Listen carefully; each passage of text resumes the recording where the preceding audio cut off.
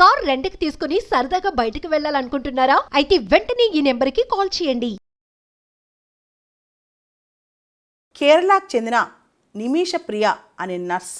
ఈ అమ్మాయి ఇప్పుడు యమన్ దేశంలో మరణదండనకి అతి దగ్గరలో ఉంది.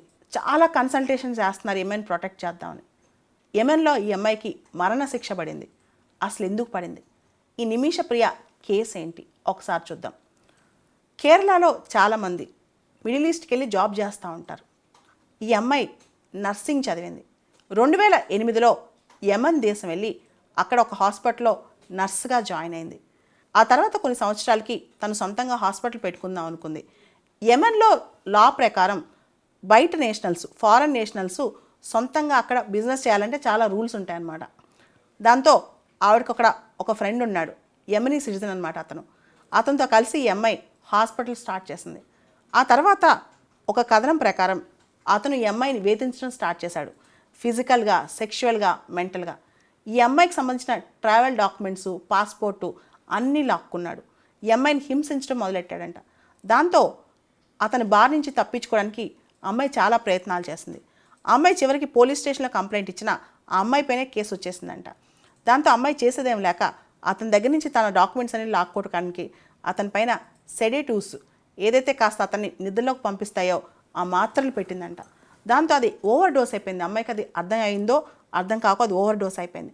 ఓవర్ డోస్ అయిపోయి అతను చనిపోయాడంట. చనిపోవడంతో ఈ అమ్మాయి పైన మర్డర్ కేసు వేశారు. మర్డర్ కేసులో కేసు ప్రూవ్ అయింది ఈ అమ్మాయి చేసింది అని చెప్పి. ఆ తర్వాత అక్కడ అమ్మాయి క్షమాభిక్ష అడిగింది, అయినా ఒప్పుకోలేదు. అక్కడ ప్రత్యేకమైన చట్టాలు ఉంటాయి, ఇస్లామిక్ లాస్ అన్నమాట. ఆ లాస్ ప్రకారం అలాంటి వ్యక్తుల్ని వదలాలంటే వాళ్ళకి మనలాగా ఉండవు, డిఫరెంట్ రూల్స్ ఉంటాయి అన్నమాట. మన ఇండియన్ ఎంబసీ వాళ్ళు వీళ్ళందరూ కూడా అమ్మాయికి సపోర్ట్ చేస్తారు.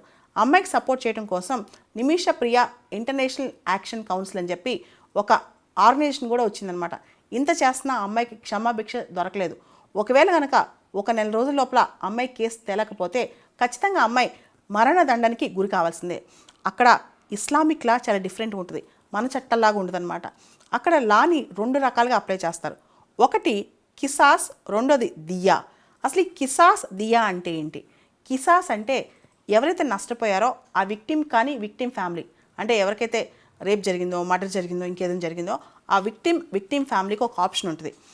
ఏ విధంగా తప్పు చేసిన వాడిని శిక్షించాలి అంటే, ఫర్ ఎగ్జాంపుల్ ఒక వ్యక్తిని మర్డర్ చేశారు, అదే రకంగా అదే స్థాయిలో ఆ తప్పు చేసిన వ్యక్తిని కూడా శిక్ష విధించవచ్చు అనమాట. ఉదాహరణకి ఒక అమ్మాయి పైన యాసిడ్ దాడి జరిగిందనుకోండి, సేమ్ యాసిడే అతని ముఖం మీద పోస్తారనమాట. అట్లా చూస్ చేసుకునే శక్తి అక్కడ విక్టిమ్ కానీ విక్టిమ్ ఫ్యామిలీకి ఉంటుంది. దాన్ని కిస్సాస్ అంటాం అనమాట. సో సేమ్ రివెంజ్ మోడ్ అనమాట. సేమ్ ఏ తప్పు చేశారో అదే తప్పు వాళ్ళకు కూడా జరగాలి. సో ఇది విక్టిమ్ ఫ్యామిలీకి ఉన్న ఆప్షన్. రెండో ఆప్షన్ ఏంటంటే దియా అని.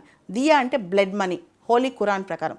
అంటే ఫర్గ్యూనెస్ ఇచ్చేస్తారు, క్షమాభిక్ష ఇచ్చేస్తారు, కానీ కొంత కాంపన్సేషన్ తీసుకుంటారు అనమాట. జరిగిన తప్పుకి విక్టిమ్ ఫ్యామిలీ కానీ విక్టిమ్ కానీ కొంత పరిహారం తీసుకుంటారు వాళ్ళ దగ్గర నుంచి, ఎవరైతే తప్పు చేశారో వాళ్ళ దగ్గర నుంచి. అయితే ఈ కిసాస్ అనే దాని మీద, దియా అనే దాని మీద అక్కడ బాగా డిస్కషన్ ఉంటుంది. ఈ అమ్మాయి కేసు సంబంధించి ఈ చర్చలు ఆగిపోయినాయి మధ్యలో. ఈ చర్చలు ముందుకు తీసుకురావాలి. రీసెంట్గా ఈ విషయంలో ఇరాన్ కూడా రెస్పాండ్ అయింది, నేను కూడా ఈ కేసులో ఇన్వాల్వ్ అవుతాను, నేను కూడా సాల్వ్ చేయడానికి ట్రై చేస్తానని. ఇవేమీ సాల్వ్ కాకపోతే, ఈ ప్రయత్నాలన్నీ సాల్వ్ కాకపోతే ఖచ్చితంగా ఈ అమ్మాయికి మరణదండన పడే అవకాశం ఉంది. చాలామంది చాలా ఆశతో ఇతర దేశాలకి ఉద్యోగాలు చేయటం, బిజినెస్ చేయడం వెళ్తూ ఉంటారనమాట. వెళ్ళినప్పుడు వాళ్ళతో కలిసి చాలాసార్లు ఇన్వెస్ట్మెంట్స్ చేస్తూ ఉంటారు, కొత్త బిజినెస్లోకి ఎంటర్ అవుతుంటారు.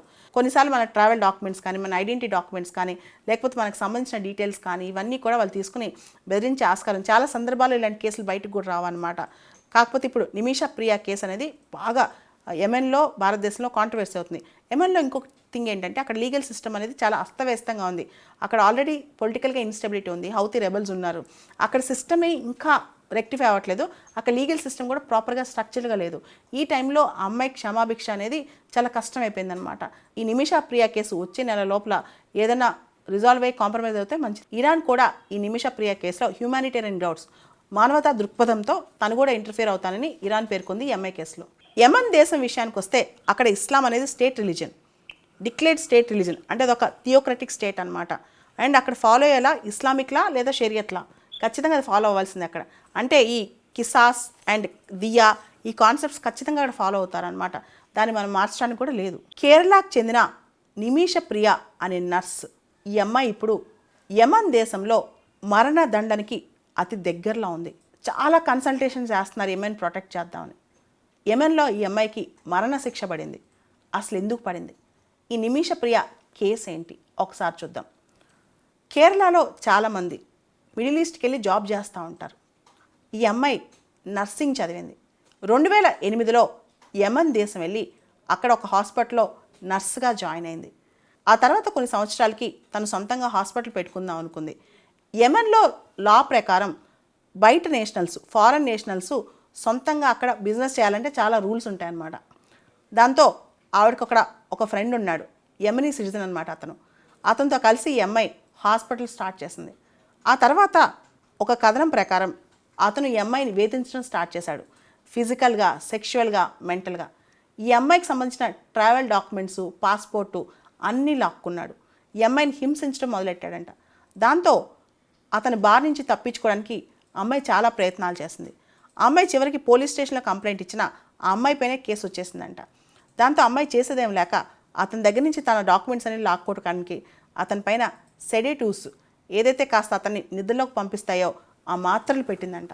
దాంతో అది ఓవర్ డోస్ అయిపోయింది. అమ్మాయికి అది అర్థం అయిందో అర్థం కాకో అది ఓవర్ డోస్ అయిపోయింది. ఓవర్ డోస్ అయిపోయి అతను చనిపోయాడంట. చనిపోవడంతో ఈ అమ్మాయి పైన మర్డర్ కేసు వేశారు. మర్డర్ కేసులో కేసు ప్రూవ్ అయింది ఈ అమ్మాయి చేసింది అని చెప్పి. ఆ తర్వాత అక్కడ అమ్మాయి క్షమాభిక్ష అడిగింది, అయినా ఒప్పుకోలేదు. అక్కడ ప్రత్యేకమైన చట్టాలు ఉంటాయి, ఇస్లామిక్ లాస్ అన్నమాట. ఆ లాస్ ప్రకారం అలాంటి వ్యక్తుల్ని వదలాలంటే వాళ్ళకి మనలాగా ఉండవు, డిఫరెంట్ రూల్స్ ఉంటాయి అన్నమాట.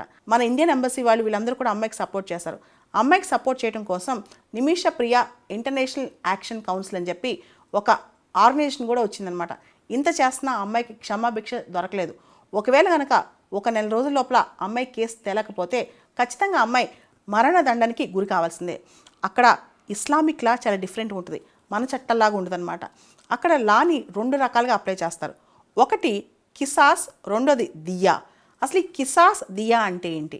కిసాస్ అంటే ఎవరైతే నష్టపోయారో ఆ విక్టిమ్ కానీ విక్టిమ్ ఫ్యామిలీ, అంటే ఎవరికైతే రేప్ జరిగిందో, మర్డర్ జరిగిందో, ఇంకేదైనా జరిగిందో ఆ విక్టిమ్ ఫ్యామిలీకి ఒక ఆప్షన్ ఉంటుంది. ఏ విధంగా తప్పు చేసిన వాడిని శిక్షించాలి అంటే, ఫర్ ఎగ్జాంపుల్ ఒక వ్యక్తిని మర్డర్ చేశారు, అదే రకంగా అదే స్థాయిలో ఆ తప్పు చేసిన వ్యక్తిని కూడా శిక్ష విధించవచ్చు అనమాట. ఉదాహరణకి ఒక అమ్మాయి పైన యాసిడ్ దాడి జరిగింది అనుకోండి, సేమ్ యాసిడే అతని ముఖం మీద పోస్తారనమాట. అట్లా చూస్ చేసుకునే శక్తి అక్కడ విక్టిమ్ కానీ విక్టిమ్ ఫ్యామిలీకి ఉంటుంది. దాన్నే కిస్సాస్ అంటాం అనమాట. సో సేమ్ రివెంజ్ మోడ్ అనమాట. సేమ్ ఏ తప్పు చేశారో అదే తప్పు వాళ్ళకు కూడా జరగాలి. సో ఇది విక్టిమ్ ఫ్యామిలీకి ఉన్న ఆప్షన్. రెండో ఆప్షన్ ఏంటంటే దియా అని. దియా అంటే బ్లడ్ మనీ, హోలీ ఖురాన్ ప్రకారం. అంటే ఫర్గ్యూనెస్ ఇచ్చేస్తారు, క్షమాభిక్ష ఇచ్చేస్తారు, కానీ కొంత కాంపన్సేషన్ తీసుకుంటారు అనమాట. జరిగిన తప్పుకి విక్టిమ్ ఫ్యామిలీ కానీ విక్టిమ్ కానీ కొంత పరిహారం తీసుకుంటారు వాళ్ళ దగ్గర నుంచి, ఎవరైతే తప్పు చేశారో వాళ్ళ దగ్గర నుంచి. అయితే ఈ కిసాస్ అనే దాని మీద, దియా అనే దాని మీద అక్కడ బాగా డిస్కషన్ ఉంటుంది. ఈ అమ్మాయి కేసు సంబంధించి ఈ చర్చలు ఆగిపోయినాయండి మధ్యలో. ఈ చర్చలు ముందుకు తీసుకురావాలి. రీసెంట్గా ఈ విషయంలో ఇరాన్ కూడా రెస్పాండ్ అయింది, నేను కూడా ఈ కేసులో ఇన్వాల్వ్ అవుతాను, నేను కూడా సాల్వ్ చేయడానికి ట్రై చేస్తానని. ఇవేమీ సాల్వ్ కాకపోతే, ఈ ప్రయత్నాలన్నీ సాల్వ్ కాకపోతే ఖచ్చితంగా ఈ అమ్మాయికి మరణదండన పడే అవకాశం ఉంది. చాలామంది చాలా ఆశతో ఇతర దేశాలకి ఉద్యోగాలు చేయటంలో, బిజినెస్ చేయడం వెళ్తూ ఉంటారనమాట. వెళ్ళినప్పుడు వాళ్ళతో కలిసి చాలాసార్లు ఇన్వెస్ట్మెంట్స్ చేస్తూ ఉంటారు, కొత్త బిజినెస్లోకి ఎంటర్ అవుతుంటారు. కొన్నిసార్లు మన ట్రావెల్ డాక్యుమెంట్స్ కానీ, మన ఐడెంటిటీ డాక్యుమెంట్స్ కానీ, లేకపోతే మనకు సంబంధించిన డీటెయిల్స్ కానీ ఇవన్నీ కూడా వాళ్ళు తీసుకుని బెదిరించే ఆస్కారం. చాలా సందర్భాల్లో ఇలాంటి కేసులు బయటకు కూడా రావన్నమాట. కాకపోతే ఇప్పుడు నిమిష ప్రియ కేసు అనేది బాగా యెమెన్లో, భారతదేశంలో కాంట్రవర్సీ అవుతుంది. యెమెన్లో ఇంకొక థింగ్ ఏంటంటే అక్కడ లీగల్ సిస్టమ్ అనేది చాలా అస్తవ్యస్తంగా ఉంది. అక్కడ ఆల్రెడీ పొలిటికల్గా ఇన్స్టెబిలిటీ ఉంది, హౌతీ రెబల్స్ ఉన్నారు. అక్కడ సిస్టమే ఇంకా రెక్టిఫై అవ్వట్లేదు. అక్కడ లీగల్ సిస్టమ్ కూడా ప్రాపర్గా స్ట్రక్చర్గా లేదు. ఈ టైంలో అమ్మాయి క్షమాభిక్ష అనేది చాలా కష్టమైపోయిందనమాట.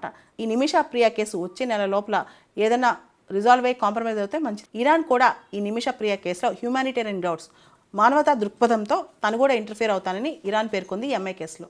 యెమెన్ దేశం విషయానికి వస్తే అక్కడ ఇస్లాం అనేది state religion, declared state religion, అంటే అదొక థియోక్రటిక్ స్టేట్ అనమాట. అండ్ అక్కడ ఫాలో అయ్యేలా ఇస్లామిక్ లా లేదా షరియత్ లా ఖచ్చితంగా అది ఫాలో అవ్వాల్సింది అక్కడ. అంటే ఈ కిసాస్ అండ్ దియా ఈ కాన్సెప్ట్స్ ఖచ్చితంగా అక్కడ ఫాలో అవుతారనమాట. దాన్ని మనం మార్చడానికి కూడా లేదు.